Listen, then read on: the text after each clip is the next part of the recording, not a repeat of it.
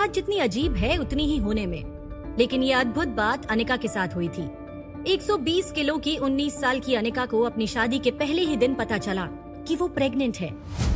कुदरत का ये अद्भुत करिश्मा अनिका के साथ हुआ था। ये कैसे हुआ और उसके होने वाले बच्चे का बाप कौन था, इस बात का जवाब बेचारी अनिका के पास भी नहीं था। अनिका के ऊपर मानो कहर ही टूट गया।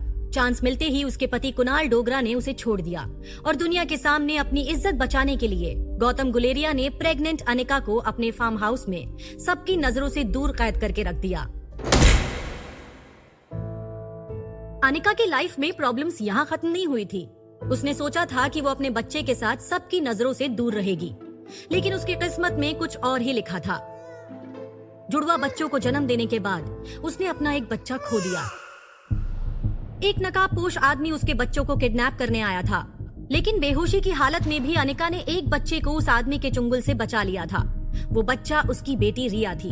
कौन था वो आदमी और अनिका के बच्चों को क्यों किडनैप करना चाहता था? इन सवालों ने आज तक अनिका को बेचैन करके रखा था। 6 साल बाद अनिका अपनी बच्ची रिया को लेकर अपने खोए हुए बेटे की तलाश में मनाली वापस आई थी। अनिका अब बदल चुकी थी। वो एक खूबसूरत और कॉन्फिडेंट औरत थी और मेडिकल दुनिया में वो कामयाब न्यूरोसर्जन डॉक्टर अमृता के नाम से जानी जाती थी। कुणाल एयरपोर्ट उसे लेने आया तो था, लेकिन वो अनिका को पहचान नहीं सका। उसे कोई और समझकर उसके साथ फ्लर्ट करने लगा। अनिका कुणाल को नजरअंदाज करते हुए वहाँ से पैराडाइज इंटरनेशनल होटल के लिए निकल गई। कुणाल ने अपने ड्राइवर को उसका पीछा करने के लिए कहा और वो खुद एयरपोर्ट अनिका का वेट करने लगा। अनिका की बेटी रिया स्मार्ट थी और वीडियो गेम्स खेलने में एक्सपर्ट थी। पहनावे से कोई उसे लड़की नहीं कह सकता था। जीन्स, टी शर्ट और छोटे बालों से वो लड़कों जैसी ही लगती थी। रास्ते में बार बार उसके पिता गौतम गुलेरिया उसे कॉल कर रहे थे, लेकिन अनिका ने उनका फोन नहीं उठाया। होटल पैराडाइज में अनिका का रूम होटल के मालिक रोहित मारवा के फ्लोर पर ही बुक था। रोहित मारवा अपने बेटे आर्यन और भाई सनी के साथ वहाँ रहता था। रूम में आते ही रिया इतना थक गई थी कि वो सो गई। अनिका को गौतम गुलेरिया के घर डिवोर्स पेपर्स पर साइन करने जाना था, इसीलिए वो रिया को सोता छोड़कर वहाँ से निकल गई। अनिका लिफ्ट का इंतजार कर रही थी, तभी उसने देखा कि रिया उसके पीछे बाहर आ गई थी। अनिका ने हैरान होकर उसकी तरफ देखा और उसे रूम में जाने के लिए कहा और प्रॉमिस किया कि वो जल्दी उसके लिए फेवरेट आइसक्रीम लेकर आएगी। इतना बोलकर वो लिफ्ट आते ही वहाँ से चली गई, लेकिन अनिका जिसे रिया समझ रही थी वो रिया नहीं, आर्यन था, रोहित मारवा का बेटा। जब अनिका अपने घर गई तो सब उसे देखकर हैरान थे। उसे देखकर कामिनी बहुत इनसिक्योर फील करने लगी थी। अनिका डिवोर्स पेपर्स पर साइन कर देती है, लेकिन अपनी माँ की फार्मा कंपनी के पेपर्स पर साइन करने से मना कर देती है। अनिका को एक बात समझ नहीं आ रही थी कि डोगरा फैमिली को उसकी इस कंपनी में इतना इंटरेस्ट क्यों था। वहाँ दूसरी तरफ कुणाल गौतम गुलेरिया से साफ कह देता है कि जब तक कंपनी के पेपर्स पर अनिका के साइन नहीं होंगे वो कामिनी से शादी नहीं करेगा। वहाँ दूसरी तरफ अनिका और रोहित के बीच मिसअंडरस्टैंडिंग का सिलसिला शुरू हो जाता है।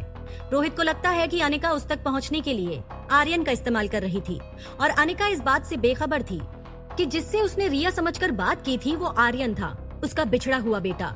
दोनों की शक्ल बहुत मिलती थी। अनिका अपनी बेटी की तलाश में मनाली के एसपी से मिलती है, जो उसे बताता है कि मनाली में जितनी भी किडनैपिंग्स होती हैं या हुई थी उसके बारे में सिर्फ डोगरा परिवार जानता था। अगर उसे कोई भी हेल्प चाहिए उसे उनसे ही पूछना पड़ेगा। अनिका को ये अंदाजा हो गया था कि अपने बेटे की तलाश करना इतना आसान नहीं था। एक तरफ अनिका उसकी तरफ रोहित के बिहेवियर को लेकर परेशान थी, तो दूसरी तरफ कुणाल उसका पीछा करते हुए पैराडाइज होटल तक पहुंच गया था। अनिका को लगा कि वो कुणाल से अपने किडनैप बच्चे की जानकारी ले सकती है। रोहित के मन में अनिका का इंप्रेशन और भी बदल जाता है जब वो उसे कुणाल को अपना गलत नाम देते हुए सुन लेता है। उसे समझ में नहीं आता कि जब उसका नाम अनिका था तो वो कुणाल को अपना नाम रागिनी क्यों बता रही थी। ना चाहते हुए भी रोहित अनिका को अपने दिलो दिमाग से हटा नहीं पा रहा था। अनिका कुणाल से उसकी पहली बीवी अनिका और उसके बच्चों के बारे में पूछती है। कुणाल उसे इम्प्रेस करने के चक्कर में बताता है कि अनिका से उसकी शादी जबरदस्ती हुई थी और कैसे वो शादी से पहले ही प्रेग्नेंट हो गई थी। अनिका की डिलीवरी के बाद उसके पिता गौतम गुलेरिया ने ही उसके एक बच्चे को किडनैप करवाया था। ये जानकर अनिका टूट जाती है। एक बाप अपनी ही बेटी के बच्चे को किडनैप क्यों करवाएगा? क्या उसका बेटा जिंदा था? उसे उसके पिता ने कहाँ रखा हुआ था? अनिका सवालों के समंदर में डूबती जा रही थी।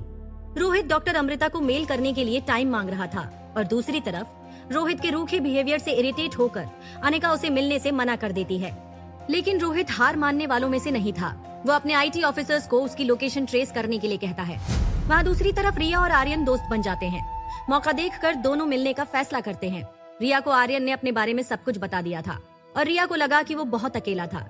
रिया बिना अनिका को बताए आर्यन से मिलने का फैसला करती है और जब आर्यन और रिया आमने सामने आते हैं तो दोनों दंग रह जाते हैं।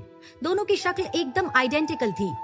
लेकिन ये कैसे हो सकता था? इससे पहले ना तो वो कभी मिले थे और ना ही उनके पेरेंट्स एक दूसरे को जानते थे, तो वो दोनों आइडेंटिकल ट्विंस कैसे हो सकते थे? इसका जवाब दोनों के पास नहीं था। दूसरी तरफ रोहित को पता चलता है कि डॉक्टर अमृता होटल पैराडाइज में ही रुकी हुई थी।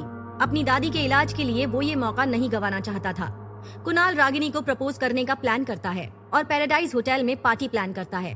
कामिनी को लगता है कि कुणाल ने ये पार्टी उसके लिए रखी थी और वो बहुत अच्छे से तैयार होकर आती है। अनिका कामिनी से अपने बेटे के बारे में पूछती है, लेकिन कामिनी उसकी खूबसूरती से जलते हुए अनिका को ये बताती है कि बचपन में उसकी माँ मनीषा ने अनिका को जबरदस्ती छोटी उम्र में हार्मोन्स के इंजेक्शंस दिए थे, जिसकी वजह से वो मोटी और बदसूरत हो गई थी। पार्टी में जब कुणाल को पता चलता है कि रागिनी ही अनिका है, तो वो उसे डिवोर्स देने से मना कर देता है और इस बात से कामिनी बहुत गुस्सा हो जाती है। लेकिन अनिका कुणाल का प्रपोजल ठुकरा देती है। दूसरी तरफ इन सब के बीच जब प्रिया अनिका को अपनी माँ ज्योति के बारे में बताती है, तो अनिका उनका ऑपरेशन करने का डिसाइड करती है। वो छुपकर डॉक्टर अमृता बनकर अस्पताल आकर उनका ऑपरेशन कर देती है। रोहित यहाँ भी डॉक्टर अमृता से मिलने का मौका गवा देता है। रोहित के लिए अपनी दादी को होश में लाना बहुत जरूरी था, क्योंकि वो आर्यन को उनके खून के इल्जाम से बचाना चाहता था। रोहित के परिवार वाले दादी माँ की इस हालत का जिम्मेदार आर्यन को मानते थे। उनके लिए आर्यन एक मानसिक तौर से डिस्टर्ब लड़का था, जिसने पागलपन के दौरे में दादी माँ को सीढ़ियों से धक्का दे दिया था।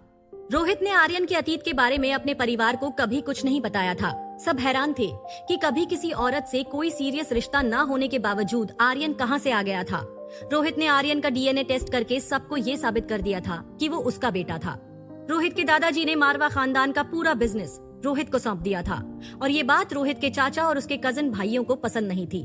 रोहित के बाद इन सब का वारिस आर्यन होने वाला था, इसीलिए सब उसके दुश्मन बन गए थे। वहाँ जब अनिका को उसके पिता गौतम गुलेरिया से पता चलता है कि उसका बेटा मरा पैदा हुआ था, तो वो टूट जाती है। अपने बेटे को खोने के गम को छुपाते हुए वो रिया के लिए जीना चाहती है, लेकिन दूसरी तरफ कुदरत उसे उसके बेटे के पास लेकर जा रही थी। रिया और आर्यन को ये समझ में आ गया था कि अनिका और रोहित ही उनके पेरेंट्स थे। दोनों बच्चे अपने माँ बाप के प्यार से महरूम बारी बारी एक दूसरे की जगह लेने का फैसला करते हैं। कभी आर्यन रिया बनकर अनिका के पास चला जाता, तो कभी रिया आर्यन बनकर रोहित के पास चली जाती। एक तरफ बच्चे अपने मॉम डैड को साथ लाने की कोशिश कर रहे थे और दूसरी तरफ मिसअंडरस्टैंडिंग की वजह से रोहित और अनिका में दुश्मनी एक नया रूप ले रही थी। एक तरफ बेटे की मौत की खबर से अनिका टूट गई थी, तो दूसरी तरफ किस्मत अनिका को उसके परिवार के साथ मिलाने की साजिश कर रही थी। उसके मामा किशन मल्होत्रा अपनी पत्नी अंजलि, उसकी माँ स्वाति की तलाश में मनाली पहुँच जाते हैं, लेकिन उन्हें स्वाति तो नहीं मिलती, अनिका मिल जाती है। अनिका को तभी पता चलता है कि उसकी नानी भी जिंदा है। वो उनको मिलने के लिए रिया को लेकर दिल्ली जाने का तय करती है और इसी बीच जब रोहित को पता चलता है कि अनिका ने किशन मल्होत्रा का इलाज किया था, तो वो इस कश्मकश में फंस जाता है कि क्या उसे अनिका से अपनी दादी का इलाज करवाना चाहिए या नहीं। हालांकि उन दोनों के बीच कई बार बहुत सी बातों को लेकर टकराव हुए थे, लेकिन इसके बावजूद रोहित अनिका के लिए एक खिंचाव महसूस कर रहा था। रोहित के लिए अनिका एक एनिग्मा बन गई थी, जिसकी रहस्य की परतें एक के बाद एक गहरी होती जा रही थी। रिया अनिका से आर्यन की हेल्प करने के लिए कहती है। अनिका आज तक आर्यन से एज आर्यन रिया के साथ नहीं मिली थी। वो जब भी आर्यन से मिली थी उसने उसे रिया ही समझा था। वो बस ये जानना चाहती थी कि आर्यन रोहित का बेटा था और रिया का दोस्त। वो एक बिन माँ का बच्चा था जो हमेशा डरा हुआ रहता था। अनिका की जिंदगी एक नया मोड़ लेने वाली थी और वो इस बात से बेखबर थी। क्या अनिका रोहित की दादी माँ को बचा पाएगी? क्या अनिका को पता चलेगा कि आर्यन ही उसका खोया हुआ बेटा है? कुदरत उसके और रोहित के साथ क्या खेल खेल रही थी? जब वो इससे पहले रोहित से कभी मिली ही नहीं, तो रिया और आर्यन का बाप रोहित कैसे हो सकता है? रोहित ना चाहते हुए भी अनिका से प्यार करने लगता है, लेकिन क्या उन दोनों की जिंदगी का सबसे बड़ा राज उन दोनों के प्यार के लिए सबसे बड़ा श्राप बन